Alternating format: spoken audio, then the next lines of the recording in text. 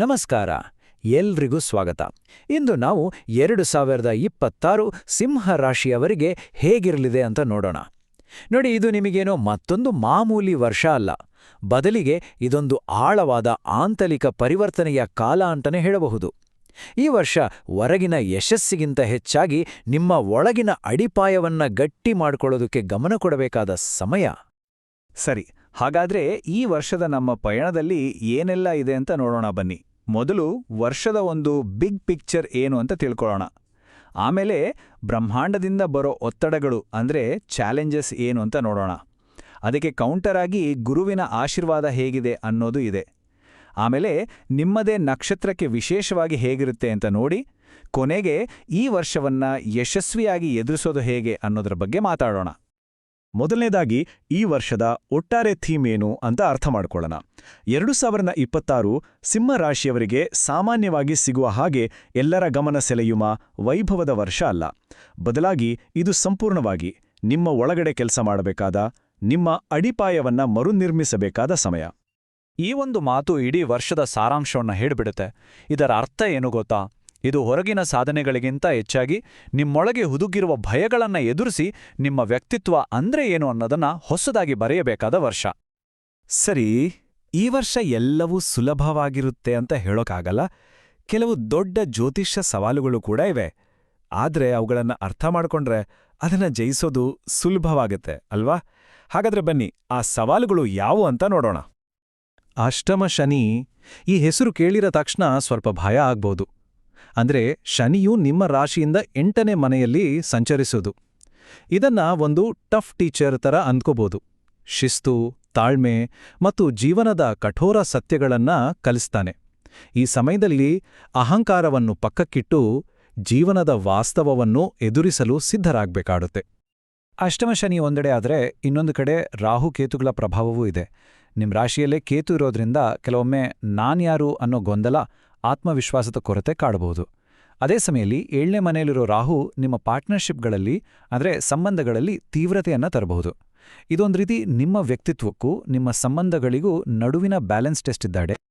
ಇಷ್ಟೆಲ್ಲ ಸವಾಲ್ಗಳ ಮಧ್ಯೆ ಒಂದು ಗುಡ್ ನ್ಯೂಸ್ ಕೂಡ ಇದೆ. ಅದುವೇ ಗುರುಗ್ರಹದ ಬೆಂಬಲ. ಈ ವರ್ಷ ಗುರುಗ್ರಹವು ಒಂದು ರೀತಿ ರಕ್ಷಾ ಕವಚದಂತೆ ಎಲ್ಲವನ್ನೂ ಬ್ಯಾಲೆನ್ಸ್ ಮಾಡೋ ಒಂದು ದೈವಿಕ ಶಕ್ತಿಯಾಗಿ ನಿಮ್ ಜೊತೆ ಇರ್ತಾನೆ. ಈ ವರ್ಷ ಗುರುಗ್ರಹದ ಪಯಣ ತುಂಬಾನೇ ವಿಶೇಷ. ನೋಡಿ, ಜೂನ್ 1ರವರೆಗೆ ಗುರು ನಿಮ್ಮ ಲಾಭಸ್ಥಾನ ಅಂದ್ರೆ 11ನೇ ಮನೆಯಲ್ಲಿರ್ತಾನೆ. ಇದು ಹಣಕಾಸಿನ ಲಾಭ ತರುತ್ತೆ. ಆಮೇಲೆ ಜೂನ್ 2ರಿಂದ ಅಕ್ಟೋಬರ್ 30ರವರೆಗೆ 12ನೇ ಮನೆಗೆ ಬಂದು ಅಷ್ಟಮ ಶನಿಯ ಕೆಟ್ಟ ಪರಿಣಾಮಗಳಿಂದ ನಿಮ್ಮನ್ನ ಕಾಪಾಡ್ತಾನೆ. ಒಂಥರ ದೈವಿಕ ರಕ್ಷಾಕವಚ ಇದ್ದಾಗೆ. ಕೊನೆಗೆ ವರ್ಷದ ಕೊನೆಯಲ್ಲಿ ನಿಮ್ಮ ರಾಶಿಗೆ ಪ್ರವೇಶಿಸಿ ಕಳೆದುಹೋದ ಆತ್ಮವಿಶ್ವಾಸವನ್ನ ಮತ್ತೆ ತುಂಬೋಕೆ ಸಹಾಯ ಮಾಡ್ತಾನೆ. ಸರಿ, ಇಲ್ಲಿವರೆಗೂ ನಾವು ಮಾತಾಡಿದ್ದು ಇಡೀ ಸಿಂಹರಾಶಿಯ ಒಟ್ಟಾರೆ ಚಿತ್ರಣ. ಆದ್ರೆ ಸಿಂಹರಾಶಿಯಲ್ಲಿರೋ ಎಲ್ರಿಗೂ ಒಂದೇ ಥರ ಅನುಭವ ಆಗಲ್ಲ ಅಲ್ವಾ? ಯಾಕಂದ್ರೆ ನಿಮ್ಮ ಜನ್ಮ ನಕ್ಷತ್ರ ಇಲ್ಲಿ ದೊಡ್ಡ ಪಾತ್ರ ವಹಿಸುತ್ತೆ. ಅದನ್ನ ನೋಡಿದಾಗ ಈ ವರ್ಷದ ಭವಿಷ್ಯ ಇನ್ನೂ ಸ್ಪಷ್ಟವಾಗುತ್ತೆ. ಹಾಗಾದ್ರೆ ನಿಮ್ಮದೇ ಆದ ವೈಯಕ್ತಿಕ ಜರ್ನಿಗೆ ಈ ಗ್ರಹಗತಿಗಳು ಏನ್ ಹೇಳ್ತವೆ? ಇದನ್ನು ಅರ್ಥ ಮಾಡಿಕೊಳ್ಳಲು ನಾವು ಸಿಂಹರಾಶಿಯ ಅಡಿಯಲ್ಲಿ ಬರುವ ಬೇರೆ ಬೇರೆ ನಕ್ಷತ್ರಗಳನ್ನು ನೋಡೋಣ. ಸಿಂಹರಾಶಿಯಲ್ಲಿ ಪ್ರಮುಖವಾಗಿ 3 ನಕ್ಷತ್ರಗಳು ಬರುತ್ತವೆ: ಮಖ, ಪುಬ್ಬ ಮತ್ತು ಉತ್ತರ ನಕ್ಷತ್ರದ ಮೊದಲ ಪಾದ. ಪ್ರತಿಯೊಂದು ನಕ್ಷತ್ರಕ್ಕೂ ಅದರದ್ದೇ ಆದ ಅಧಿಪತಿ ಇರೋದ್ರಿಂದ ಫಲಗಳಲ್ಲೂ ವ್ಯತ್ಯಾಸ ಆಗೇ ಆಗುತ್ತೆ. ಹಾಗಾದ್ರೆ ಬನ್ನಿ, ಪ್ರತಿಯೊಂದು ನಕ್ಷತ್ರದವರಿಗೆ 2026 ಹೇಗಿರಲಿದೆ ಅಂತ ವಿವರವಾಗಿ ನೋಡೋಣ ಅಂತ. ಮೊದಲಿಗೆ ಮಖ ನಕ್ಷತ್ರದವರ ಬಗ್ಗೆ ನೋಡೋಣ. ಈ ನಕ್ಷತ್ರದ ಅಧಿಪತಿ ಕೇತು. ಅಚ್ಚರಿ ಅಂದ್ರೆ ಈ ವರ್ಷ ಕೇತು ಕೂಡ ನಿಮ್ಮ ರಾಶಿಯಲ್ಲೇ ಇದ್ದಾನೆ. ಹಾಗಾಗಿ ಇದು ನಿಮ್ಗೆ ತುಂಬಾನೇ ತೀವ್ರವಾದ ಆಧ್ಯಾತ್ಮಿಕ ಶೋಧನೆಯ ವರ್ಷ ಆಗಿರುತ್ತೆ. ನಾನ್ಯಾರು, ನನ್ನ ಜೀವನದ ಉದ್ದೇಶ ಏನು, ಈ ಥರದ ಪ್ರಶ್ನೆಗಳು ನಿಮ್ಮನ್ನ ಹೆಚ್ಚಾಗಿ ಕಾಡಬಹುದು. ಮಖ ನಕ್ಷತ್ರದವರಿಗೆ ವೃತ್ತಿ, ಹಣಕಾಸಿನ ವಿಚಾರದಲ್ಲಿ ಹೊರಗಿನ ಸಾಧನೆಗಿಂತ ಒಳಗಿನ ಸಮಾಧಾನ, ತೃಪ್ತಿ ಮುಖ್ಯ ಅನಿಸಬಹುದು. ಅನಿರೀಕ್ಷಿತ ಬದಲಾವಣೆಗಳು ಇರಬಹುದು. ಸಂಬಂಧಗಳ ವಿಚಾರಕ್ಕೆ ಬಂದರೆ ಸ್ವಲ್ಪ ಏಕಾಂತ ಬೇಕು ಅನಿಸಬಹುದು. ಮಾನಸಿಕ ಆರೋಗ್ಯದ ಕಡೆ ಗಮನ ಕೊಡೋದು ತುಂಬಾ ಮುಖ್ಯ. ಇನ್ನು ಶುಕ್ರನ ಆಡಳಿತಕ್ಕೆ ಬರುವ ಪುಬ್ಬ ನಕ್ಷತ್ರದವರ ಕಥೆ ಏನು? ಇವರಿಗೆ ಸೃಜನಾಶೀಲತೆ ಮಿಂಚುತ್ತೆ, ಆದರೆ ಖರ್ಚು ವೆಚ್ಚಗಳ ಮೇಲೆ ಸ್ವಲ್ಪ ಹಿಡಿತಾ ಇರಬೇಕು. ಪ್ರೀತಿ ಪ್ರೇಮದ ವಿಚಾರಗಳಿಗೆ ಇದು ಒಳ್ಳೆ ಸಮಯ, ಆದರೆ ಪಾಲುದಾರಿಕೆಗಳಲ್ಲಿ ತಾಳ್ಮೆ ತುಂಬಾ ಮುಖ್ಯ. ಅತಿಯಾದ ಭೋಗದ ಮೇಲೆ ನಿಯಂತ್ರಣ ಇರಲಿ. ಈಗ ಬರೋಣ ಸಿಂಹರಾಶಿಯ ಕೊನೆಯ ನಕ್ಷತ್ರ ಅಂದ್ರೆ ಸೂರ್ಯನ ಆಳ್ವಿಕೆಯಲ್ಲಿರೋ ಉತ್ತರ ಫಲ್ಗುಣಿ ನಕ್ಷತ್ರದ ಮೊದಲ ಪಾದಕ್ಕೆ. ಇಲ್ಲಿ ನಾಯಕತ್ವ, ಸ್ಥಿರತೆ ಇವೆಲ್ಲ ಪ್ರಮುಖವಾಗುತ್ತೆ. ಉತ್ತರ ನಕ್ಷತ್ರದವರಿಗೆ 2026 ನಿಜಕ್ಕೂ ಒಂದು ಅದ್ಭುತ ವರ್ಷ ಅಂತಲೇ ಹೇಳಬಹುದು. ವೃತ್ತಿಜೀವನದಲ್ಲಿ ಸಖತ್ ಪ್ರಗತಿ ಕಾಣ್ತೀರಾ. ಬಾಸ್ಗಳಿಂದ ಮೆಚ್ಚಿಗೆ, ಪ್ರಮೋಷನ್ ಕೂಡ ಸಿಗ್ಬೋದು. ಹಣಕಾಸಿನ ವಿಚಾರದಲ್ಲಿ ಸ್ಥಿರತೆ ಇರುತ್ತೆ. ಆಸ್ತಿ ಸಂಬಂಧಿತ ವಿಷಯಗಳಿಗೆ ಇದು ಒಳ್ಳೆ ಸಮಯ. ಕುಟುಂಬ ಜೀವನ ಕೂಡ ಶಾಂತವಾಗಿ ಸಾಮರಸ್ಯದಿಂದ ಕೂಡಿರುತ್ತೆ. ಆರೋಗ್ಯದ ಬಗ್ಗೆ ಕಾಳಜಿ ವಹಿಸಲು ಯೋಗ, ಡಯಟ್ ಅಂತ ಒಳ್ಳೆ ಅಭ್ಯಾಸಗಳನ್ನು ಶುರು ಮಾಡಕ್ಕೆ ಇದು ಬೆಸ್ಟ್ ಟೈಮ್. ಸರಿ, ಗ್ರಹಗಳ ಪ್ರಭಾವ, ನಕ್ಷತ್ರಗಳ ಫಲ ಎಲ್ಲವನ್ನೂ ನೋಡಿದ್ವಿ. ಈಗ ಅತೀ ಮುಖ್ಯವಾದ ಪ್ರಶ್ನೆ, ಈ ವರ್ಷವನ್ನ ಚೆನ್ನಾಗಿ ನಿಭಾಯಿಸೋದು ಹೇಗೆ?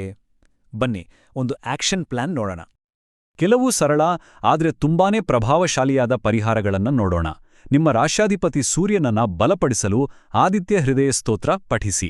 ಅಷ್ಟಮ ಶನಿಯ ಪ್ರಭಾವವನ್ನ ಕಡಿಮೆ ಮಾಡಲು ಹನುಮಾನ್ ಚಾಲಿಸಾ ಮತ್ತು ಶನಿವಾರದಂದು ದಾನ ಮಾಡೋದು ಸಹಾಯಕಿ. ರಾಹುಕೇತುಗಳ ಗೊಂದಲವನ್ನ ಕಡಿಮೆ ಮಾಡೋಕೆ ಗಣೇಶ ಮತ್ತು ದುರ್ಗೆಯ ಆರಾಧನೆ ಮಾಡಿ. ಆದರೆ ಇವೆಲ್ಲಕ್ಕಿಂತ ಒಂದು ದೊಡ್ಡ ಪ್ರಾಕ್ಟಿಕಲ್ ಪರಿಹಾರ ಇದೆ, ಅದುವೇ ವಿನಯ. ಸಂಬಂಧಗಳಲ್ಲಿ ಇನ್ನೊಬ್ಬರ ಮಾತನ್ನ ತಾಳ್ಮೆಯಿಂದ ಕೇಳಿಸ್ಕೊಳ್ಳೋದಿದೆಯಲ್ಲ, ಅದೇ ಒಂದು ದೊಡ್ಡ ಶಕ್ತಿ ಈ ವರ್ಷ. ಕೊನೆಯದಾಗಿ ಒಂದು quick dos and don'ts list.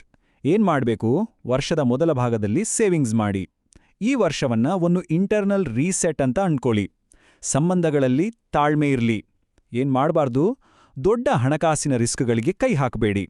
ಆರೋಗ್ಯವನ್ನ ಲೈಟಾಗಿ ತಗೊಳಕ್ ಹೋಗ್ಬೇಡಿ. ಮತ್ತು ಅತಿ ಮುಖ್ಯವಾಗಿ ಅಹಂಕಾರದಿಂದ ಯಾವುದೇ ನಿರ್ಧಾರ ತಗೊಳ್ಬೇಡಿ.